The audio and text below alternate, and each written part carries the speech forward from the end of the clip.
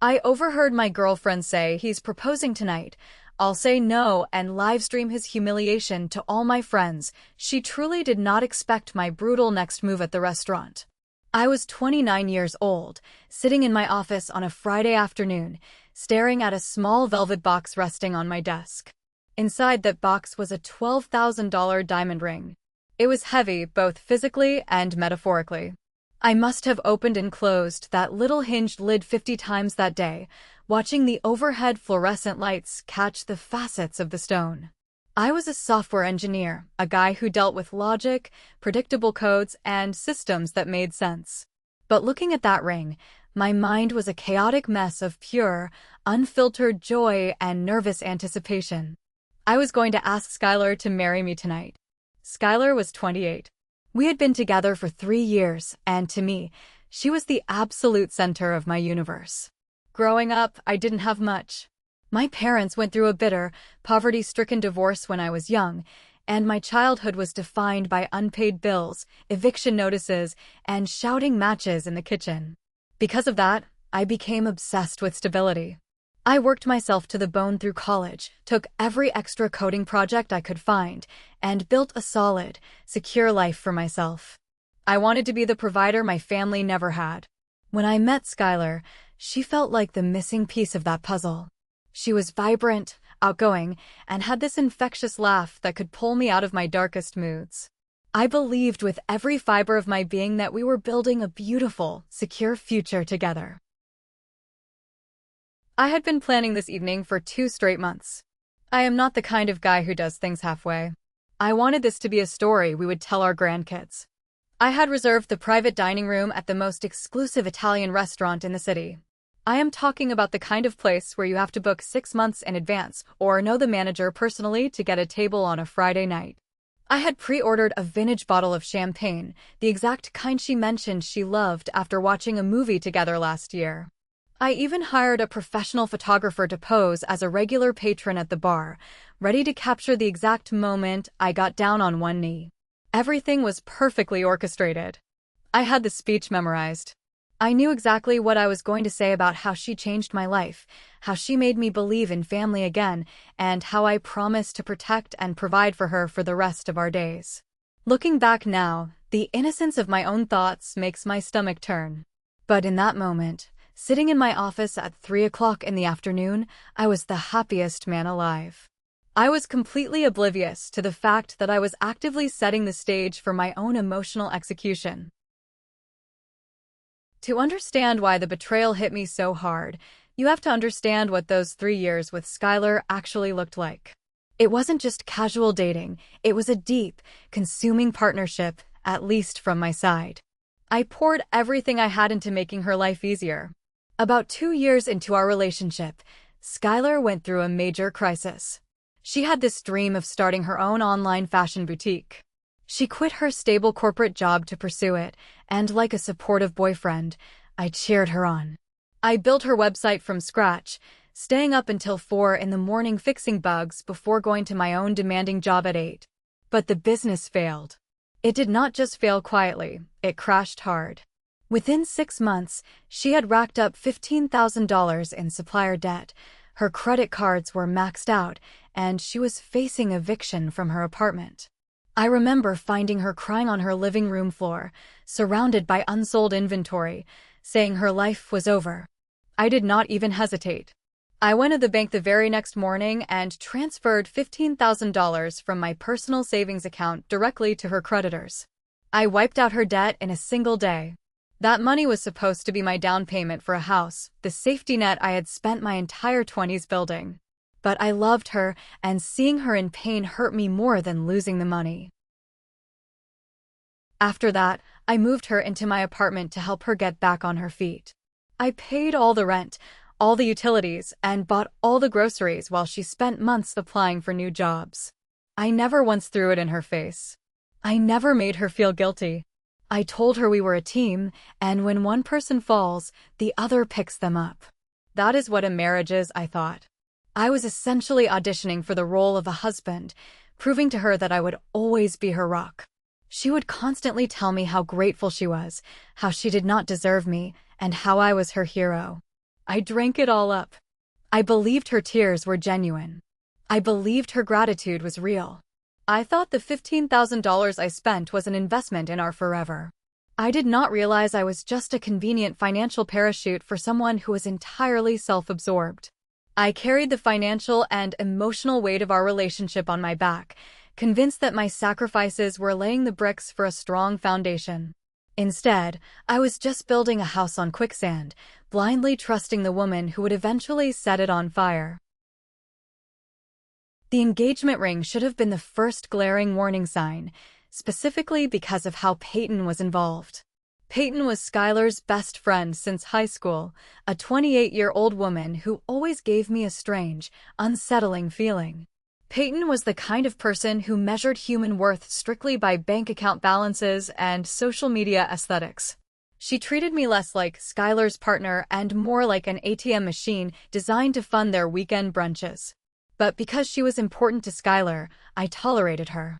When the time came to buy the ring, I thought it would be a nice gesture to include Peyton. I figured a best friend would know exactly what kind of jewelry Skylar dreamed of. We went to 3 different high-end jewelers on a Saturday afternoon. I had a budget of about $5,000, which was already a stretch considering I was still rebuilding my savings after paying off Skylar's business debt. I found a beautiful, elegant solitaire ring that fit the budget perfectly. It was classy, timeless, and frankly, everything I thought Skylar would love. But Peyton immediately scoffed at it. She literally rolled her eyes right there in the showroom. She pulled me aside and started giving me this intense, manipulative lecture. She told me that Skylar had been through so much lately and deserved something spectacular. She said, and I quote, "If you give her a tiny $5,000 spec, she is going to be humiliated in front of all our friends. You don't want her to feel embarrassed by the man she is supposed to marry, do you?" Peyton knew exactly which buttons to push. She knew my biggest insecurity was failing to provide for the people I cared about. She expertly weaponized my love for Skylar. She dragged me to another display case and pointed out a massive, flashy diamond that cost exactly $12,000. It was gaudy, overpriced, and way beyond what I was comfortable spending. But Peyton kept digging in, claiming that this was the exact ring Skylar had pinned on her inspiration boards, that anything less would be a massive disappointment, and that if I truly loved her, the price tag shouldn't matter. I caved. I put $7,000 on my credit card that day just to make up the difference. Peyton hugged me, told me I was the best boyfriend ever, and promised she would not breathe a word to Skylar. Looking back, the memory of Peyton smiling at me in that jewelry store makes my blood run cold. It wasn't the smile of a friend happy for a couple. It was the smirk of a predator who had just successfully scammed a naive victim. She wanted me to spend every last dime I had, knowing exactly what they were planning to do to me. You know how people say hindsight is 20/20? They're absolutely right. Sitting there in my office, holding that expensive ring, I was choosing to ignore a mountain of red flags that had been piling up over the last 6 months. The signs were all there, screaming at me, but I was so deeply entrenched in my own romantic narrative that I just put on blinders. The most obvious shift was Skylar's sudden obsession with privacy. When she first moved in, we had an open phone policy. We used each other's phones to order food or pick music all the time. But slowly, her phone became glued to her hand. If she left the room to get a glass of water, the phone went with her. When she sat on the couch, the screen was always placed face down. If a notification chimed, she would snatch it up like it was a hot coal. Then there was Harrison. Harrison was a 31-year-old guy from her gym. Skylar casually mentioned him a few times as a gym buddy who gave her advice on weightlifting routines. I am not a jealous guy. I trusted her completely. But then the text messages started coming in at odd hours. 10 o'clock at night. 11:30 at night. When I would ask who was texting so late, she would casually brush it off, saying it was just Harrison sending her a link to a new protein powder or a workout video. I bought the excuse because I could not fathom the woman I had saved from financial ruin doing something deceitful. I convinced myself that trusting her meant never questioning her. Beyond the phone habits, there was a profound emotional distance growing between us. Whenever I tried to bring up our future, she would skillfully deflect. If I talked about renewing our apartment lease for another 2 years, she would suddenly become very interested in a television show and change the subject. If I brought up my friends who were having babies, she would make a sarcastic comment about how we were way too young for that, even though we were pushing 30. She was physically present in my apartment, eating the food I bought, sleeping in the bed I paid for, but emotionally, she had already packed her bags. I justified all her distant behavior as stress from her new job. I told myself that once I put this $12,000 ring on her finger, all her anxieties would melt away and she would realize we were meant to be. I was a fool, completely blind to the reality that she was just keeping me around for the comfortable lifestyle I provided while she figured out her exit strategy. By 4 o'clock in the afternoon, my nerves were completely fried. I couldn't write another line of code, and I couldn't focus on the spreadsheet open on my monitor. The anticipation was literally making my hands shake. I decided to pack up my things and leave the office early. The plan was simple. Skylar was currently at Peyton's apartment, which was about a 30-minute drive from my office. They were supposedly just hanging out and getting ready for what Skylar thought was our regular monthly date night. I was scheduled to pick her up at Peyton's place at 5:30, and from there, we would head to the restaurant for the 7 o'clock reservation. As I got into my car and gripped the leather steering wheel, I took a deep breath. The ring box was safely tucked into the inside pocket of my suit jacket. It felt like a brick resting against my chest. Since I was running an hour ahead of schedule, I thought it would be a romantic gesture to stop by a florist and pick up a bouquet of her favorite white lilies. I figured I would just show up at Peyton's apartment a little early, surprise her with the flowers, and maybe calm my own nerves by seeing her smile before the big moment. I navigated through the Friday afternoon traffic, the radio playing softly in the background. My mind was rehearsing the proposal speech on an endless loop. I pulled into the parking lot of Peyton's apartment complex at exactly 4:30. I grabbed the bouquet of lilies from the passenger seat, checked my reflection in the rearview mirror one last time, and stepped out into the crisp evening air. Peyton lived on the second floor of an open-air complex. I walked up the concrete stairs, my dress shoes making quiet tapping sounds against the steps. My heart was thumping a rapid rhythm against my ribs. As I reached the landing and approached Peyton's door, I noticed it was slightly ajar, maybe cracked open by an inch or two. The weather was nice, so it wasn't unusual for Peyton to leave the door cracked to let a breeze in. I raised my hand, fully intending to knock on the wooden frame and announce my early arrival. But before my knuckles could even touch the wood, I heard Skylar's voice drifting out from the living room. It wasn't just normal chatter. It was a loud, theatrical laugh followed by a sentence that caused my hand to freeze in midair. "I swear to God, Peyton, if he cries, you have to promise not to laugh out loud and ruin the audio," Skylar said. Her voice was crystal clear, laced with an arrogant, mocking tone that I had never heard her use before. I stood paralyzed on the welcome mat, the bouquet of lilies suddenly feeling very heavy in my hand. Peyton's voice responded, sounding equally gleeful. "Are you absolutely sure the camera angle is right? We only get one shot at this. If the phone falls over in your bag, the whole group chat is going to miss the best part." "It's perfect," Skylar replied confidently. I could hear the sound of a zipper opening and closing, likely her demonstrating her setup. "I bought this stiff designer tote specifically for tonight. I'm going to prop my phone up against my wallet inside the bag, leave the top open, and angle it right at the edge of the table. I will start the Instagram live stream to our close friends list right when we order drinks. I know Nolan. He is so predictable. He will do it before the appetizers arrive because he is too nervous to wait. Once he gets down on his knee and pulls out that obnoxious ring you forced him to buy, I am going to let him give his little speech." Peyton giggled. And then, Skylar said, her voice dripping with venomous satisfaction, "I am going to look him dead in the eye, tell him he is suffocating me, and say no. I'll tell him I never loved him enough to marry him. He is going to be so devastated. He is going to turn bright red, start stuttering, and probably beg me right there in the middle of that fancy restaurant. All of our friends get to watch it live. It will be the most epic reality show episode ever. It will finally prove to everyone that I am not tied down to this boring tech guy. Plus, it will give Harrison the final push he needs to realize I am completely available. Peyton erupted into loud, screeching laughter. Oh my God, you're a genius. Nolan is going to be completely destroyed. $12,000 down the drain, and he gets publicly humiliated on top of it. I cannot wait to see his pathetic face on the screen. Every word they spoke was like a physical blow to my abdomen. They were not just planning to reject me. They had orchestrated a premeditated, public psychological execution. They wanted to destroy my dignity for the entertainment of their social media followers, and they were laughing about the financial damage they had caused me. People often wonder how they will react in the face of pure, unadulterated trauma. You think you will kick the door down. You think you will storm into the room, throw the flowers on the ground, and start screaming until your vocal cords tear. But that is not what happens.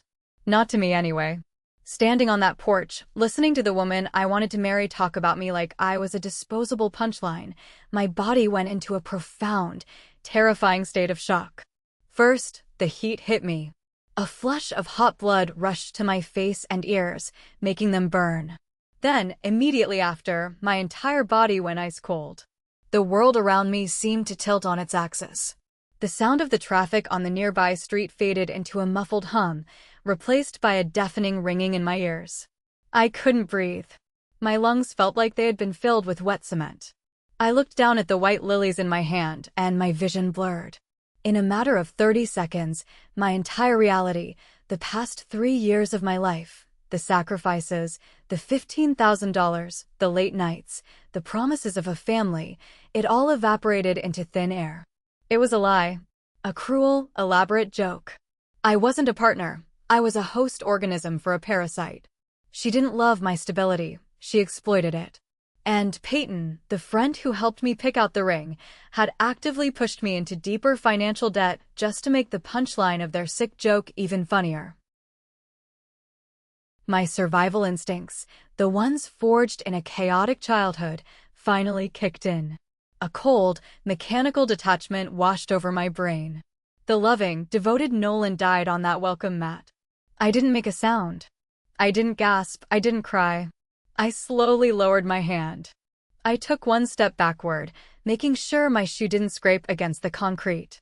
Then another step. I turned around and walked down the stairs with the deliberate precision of a ghost. I didn't want to confront them. Screaming at them would only give them the drama they were desperately craving. It would give them a story to tell. I reached my car, opened the door, and got in.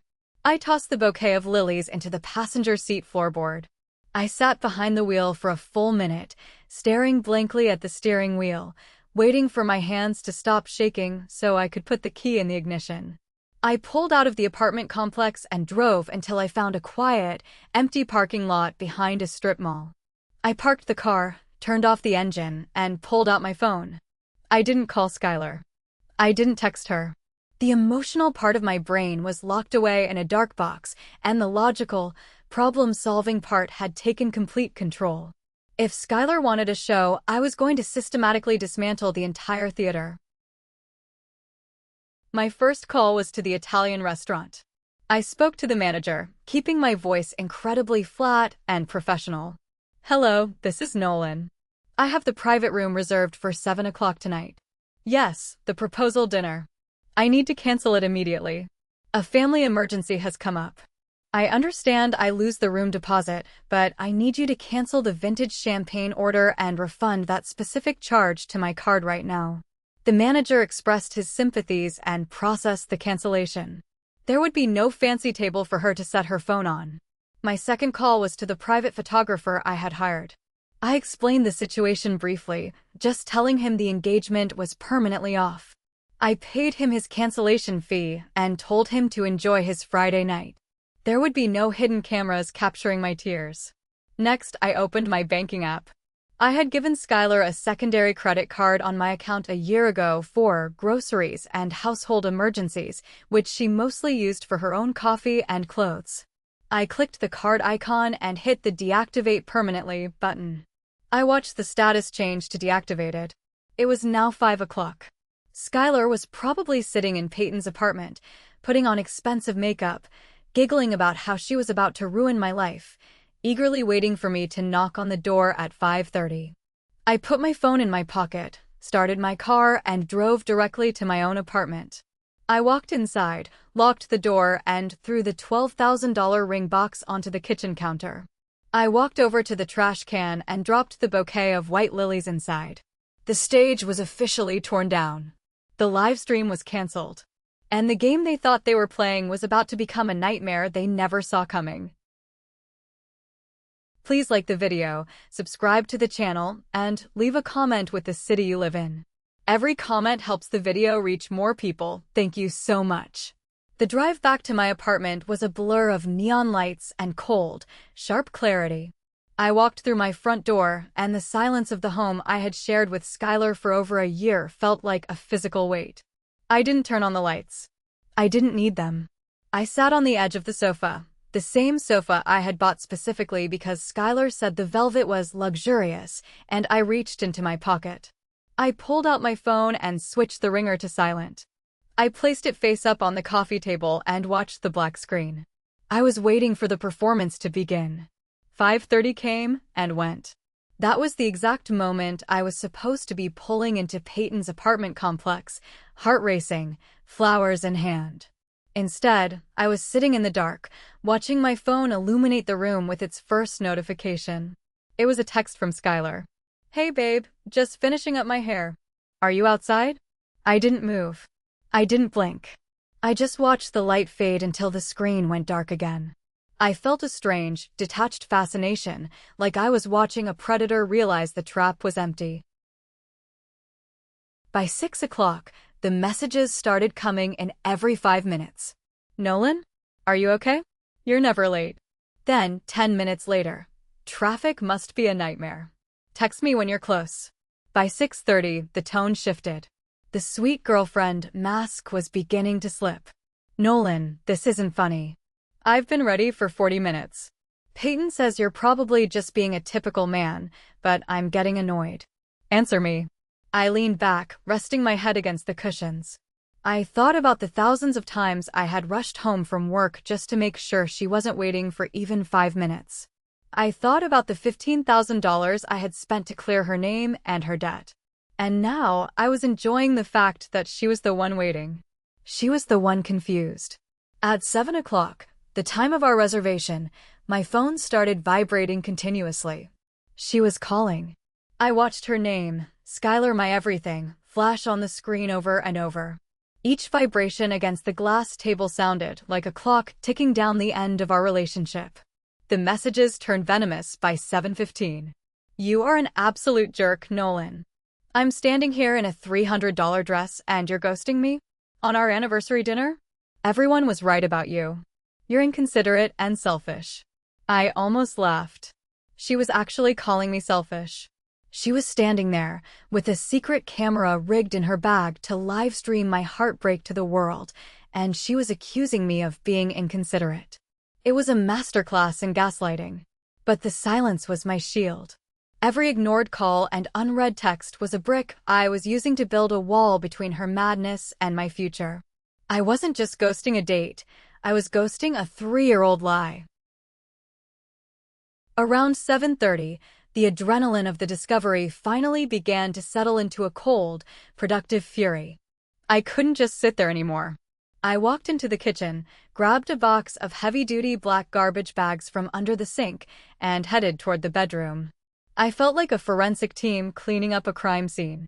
This apartment was a crime scene, and Skylar was the perpetrator. I started in the master bathroom. I grabbed a garbage bag and opened it wide. With one swift motion, I swept everything on her side of the vanity into the bag. The expensive French moisturizers I had bought for her birthday, the artisanal soaps, the 3 different curling irons, and the mountain of designer makeup. Clatter. Thud. Splash. I didn't care if the bottles broke. I didn't care if her $100 foundation leaked over her silk eye mask.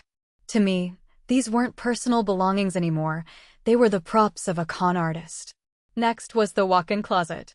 This was the hardest part, not because I missed her, but because of the sheer volume of stuff I had paid for. I saw the red dress she wore to my sister's wedding. I saw the leather jacket I gave her when she finally got her new job. I grabbed them in massive handfuls, hangers and all, and stuffed them into large cardboard moving boxes I had kept in the hallway closet. I worked with a mechanical precision. I didn't stop to smell the perfume on her clothes. I didn't stop to look at the photos of us tucked into the corners of the mirror. I took every photo frame that featured her face and placed them face down in a box. I moved to the living room. Her decorative pillows that cost $50 each? Into the box. Her collection of fashion magazines? Into the trash. The scented candles that gave me a headache, but she insisted on burning every night? Gone. By 9 o'clock, the apartment looked like it had been stripped by a professional crew. My home was becoming a sanctuary again. I looked at the 4 large, taped-up boxes sitting by the front door. It was incredible how 3 years of a person's life could be reduced to 4 boxes of cardboard and plastic. As I taped the final box shut, I felt a profound sense of relief. I wasn't just packing her clothes, I was packing away the version of myself that was weak enough to be manipulated by her. I was erasing the provider who had been bled dry by a parasite. The apartment felt larger, colder, and infinitely better. The silence of the apartment was finally broken at 9:30 by a call that wasn't from Skylar. It was Peyton. I knew this was coming. Skylar had clearly run out of insults and had moved on to the emergency phase of her manipulation, using her best friend as the lead investigator. I picked up the phone, took a deep breath to steady my voice, and answered. Nolan? Oh my God, Nolan, thank God you picked up. Peyton's voice was high-pitched, vibrating with a forced, theatrical panic. Where have you been? Skylar has been crying for 3 hours. She thinks you've been kidnapped or that you're dead in a ditch somewhere. We were about to call the police, Nolan. Do you have any idea what you're doing to her? I let her talk. I listened to the way she perfectly modulated her voice to sound like a concerned friend, the same way she had modulated it when she convinced me to spend an extra $7,000 on a diamond ring. When she finally paused to catch her breath, I spoke. My voice was so calm it surprised even me. It was the voice of a man who had already moved on. I'm fine, Peyton, I said. I'm sitting in my living room, enjoying the peace and quiet. There was a sharp, confused silence on the other end. What? You're home? Then why haven't you answered her? Do you know she's at the restaurant right now, sitting by herself, humiliated? You stood her up on your anniversary. Actually, I said, leaning back and looking at the ring box on the counter, I think you're the one who should be worried about humiliation, Peyton. I want you to do something for me. I want you to tell Skylar to reach into her designer tote bag and turn off the live stream. Tell her the audience she was hoping for isn't coming. And tell her to stop wasting her data, because the show is canceled. I could hear Peyton's breath hitch. The sound of her ego collapsing through the phone line was the most satisfying thing I had ever heard. Nolan. What are you talking about? What live stream? You're acting crazy. I was at your door at 4:30, I interrupted, my voice dropping an octave. The door was cracked open. I heard everything. I heard about the phone stand. I heard about the obnoxious ring. I heard about how you both wanted to watch me beg and cry for the entertainment of your group chat. And I heard about Harrison. The silence that followed was absolute. It was the silence of a guilty person who realized they had just lost everything. Peyton, I said, you are a disgusting human being. You pushed me to spend $12,000 on a ring just so the joke would be funnier.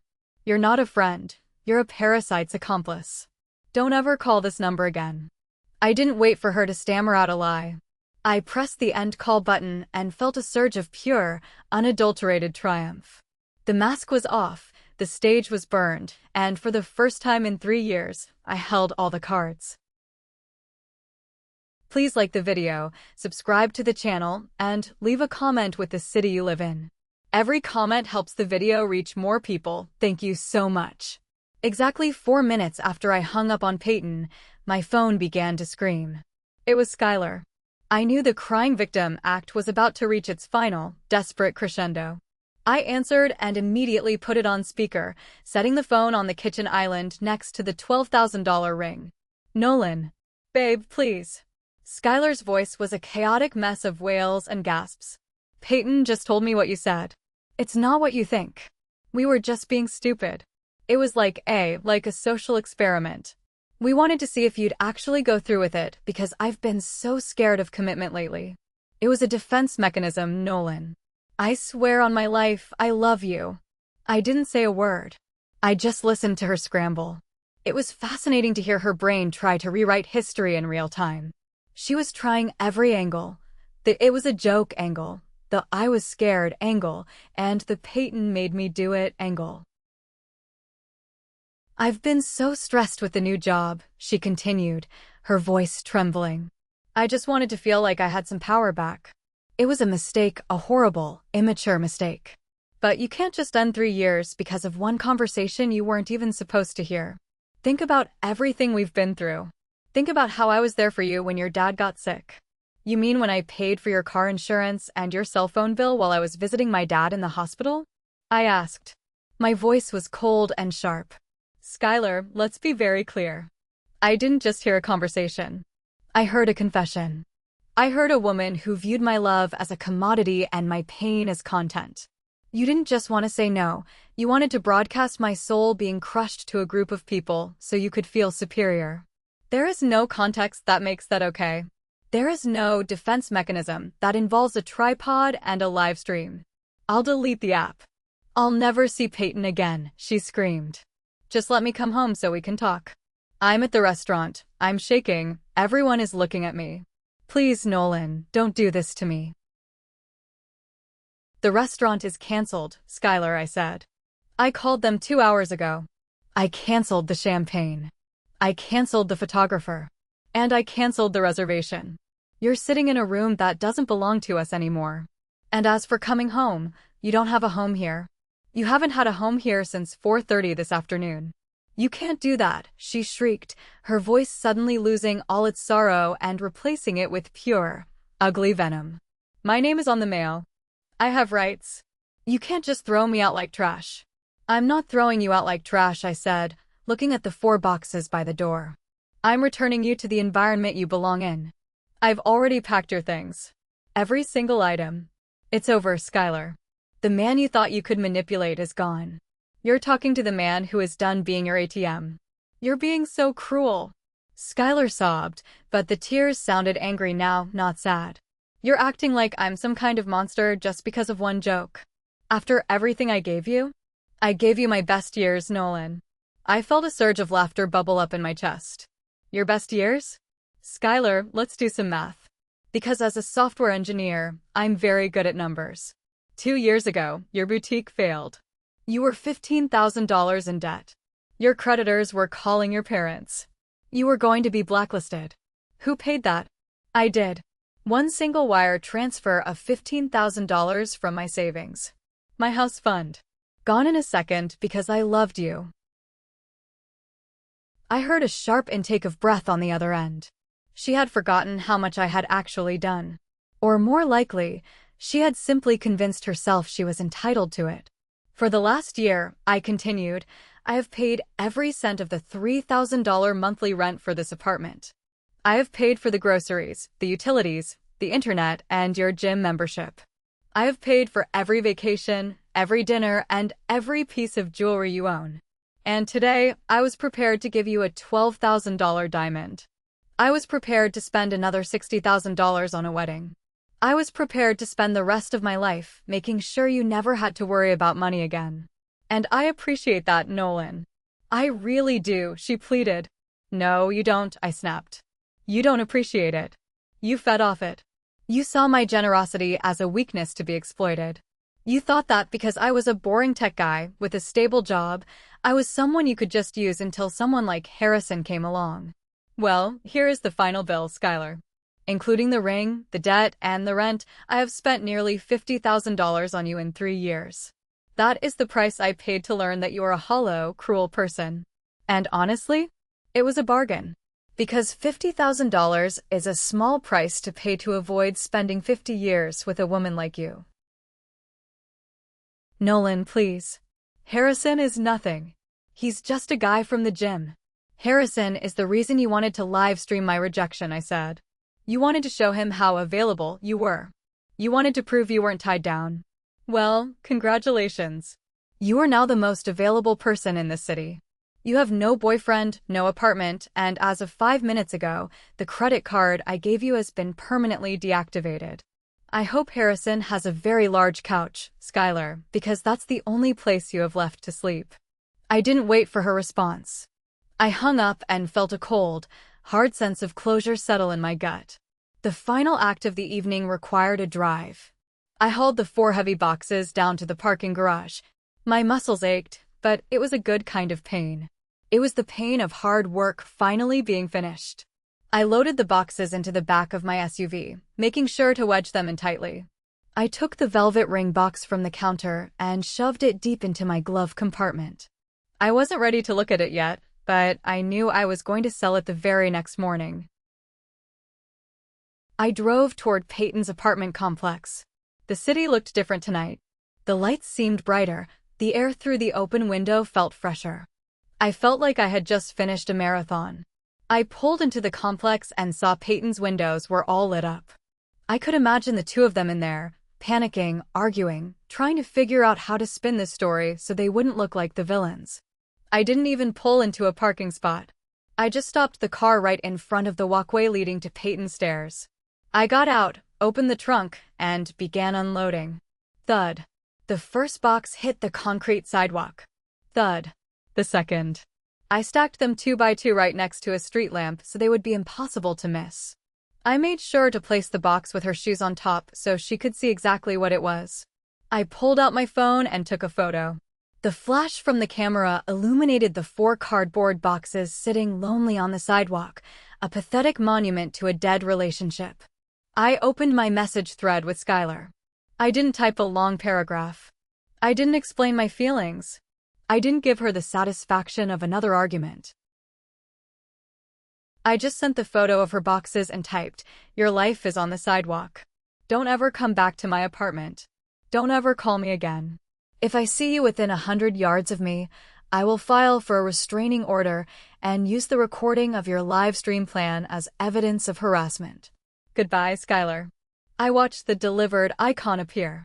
Then I didn't even wait for the read receipt. I tapped on her contact name, scrolled to the bottom, and hit block this caller. I did the same for Peyton. Then I went to every social media app one owned: Instagram, Facebook, LinkedIn, and I blocked them both. I deleted every photo of us from my profile. I changed my relationship status to single and then hid it from my timeline. I was erasing her from my digital existence as thoroughly as I had erased her from my physical home. I got back into my car and drove away. I didn't look back in the rearview mirror. I just looked straight ahead at the road. For 3 years, I had been driving toward a destination that didn't exist. Tonight, I had finally found the exit ramp. I felt a strange, quiet peace. The storm was over, and I was the only one who had made it to high ground. It's been a little over a year since that Friday night. If you had told me back then that I'd be sitting here today feeling grateful for Skylar's cruelty, I wouldn't have believed you. But time has a way of bringing the dirt to the surface. About 6 months after our anniversary that never was, the full truth started trickling back to me through mutual friends who were tired of Skylar's lies. It turns out the betrayal went much deeper than a mean joke and a live stream. Harrison wasn't just a gym buddy she was flirting with. They had been in a full-blown physical relationship for almost a year. While I was working 60 hours a week to rebuild the savings I had spent on her debt, she was using my car and my gas money to drive to his place every Tuesday and Thursday afternoon. She had been living a complete double life. She would come home at 6, kiss me, tell me she loved me, and eat the dinner I had prepared, all while still smelling like another man. The reason she wanted to live stream the rejection wasn't just for social media clout. It was a test set by Harrison. He had told her he was tired of being the other guy and that if she wanted to be with him, she had to prove it by publicly dumping me in the most final, humiliating way possible. He wanted to make sure she could never come back to me. He wanted to burn the bridge, and she was more than happy to strike the match. The depth of the sociopathy required to maintain that level of deception while I was paying for every aspect of her life is something I still struggle to wrap my head around. She sat across from me at dinner every night, knowing she was planning to destroy me for the amusement of her lover. But knowing the truth didn't hurt me. It just confirmed that I hadn't lost a girlfriend. I had escaped a predator. I realized that my boring tech guy's stability was the only thing she valued about me. I was a wallet with a pulse to her. Hearing the full story made me realize that the $12,000 I spent on the ring was actually the best investment I ever made. It was the entrance fee to a much better life. Karma, as they say, is a patient gardener. She waits for the right season to harvest. And for Skylar and Harrison, that season came sooner than anyone expected. They got married about 4 months after we broke up. It was a rushed, tacky wedding that Skylar posted all over Instagram, trying desperately to show the world that she had found real love with a real man. But you can't build a cathedral on a swamp. Their marriage was a disaster from the first week. Because their entire relationship was built on a foundation of cheating and lying, they never trusted each other. Harrison knew how easily Skylar could lie to a man she lived with for years, so he was constantly checking her phone, tracking her GPS, and accusing her of finding a new provider. Skylar, in turn, knew Harrison was the kind of man who would sleep with a committed woman, so she never believed he was being faithful to her. They fought constantly. Their mutual friends told me about screaming matches in grocery stores and public meltdowns at parties. Harrison wasn't the provider I was. He had a mediocre job and a mountain of his own debt. Within months, the luxury lifestyle Skylar had grown accustomed to with me evaporated. They were living in a cramped, one-bedroom apartment, drowning in credit card bills from their wedding. The end came when Skylar caught Harrison with another woman from their gym. The irony was poetic. She tried to make a scene, but Harrison just laughed and told her she was a charity case he was tired of supporting. They divorced after only 5 months of marriage. Skylar lost everything. She had no savings, no career, and no more boring tech guys to bail her out. The last I heard, she had moved back into her parents' basement and was working part-time at a retail store, the same kind of job she used to mock. Peyton, being the true friend she is, blocked Skylar the moment she became poor and was no longer fun to hang out with. As for me, I'm doing better than ever. I have a new partner who values honesty above all else, and I never leave my door cracked open anymore, not because I'm afraid of what I'll hear, but because I'm finally at peace with the man I see in the mirror. Am I the jerk for not showing up at the restaurant and leaving her to wait, instead of confronting her face to face right at her door? Thanks for watching. If you haven't subscribed yet, please hit that button and ring the bell so you never miss out on these stories. See you in the next video.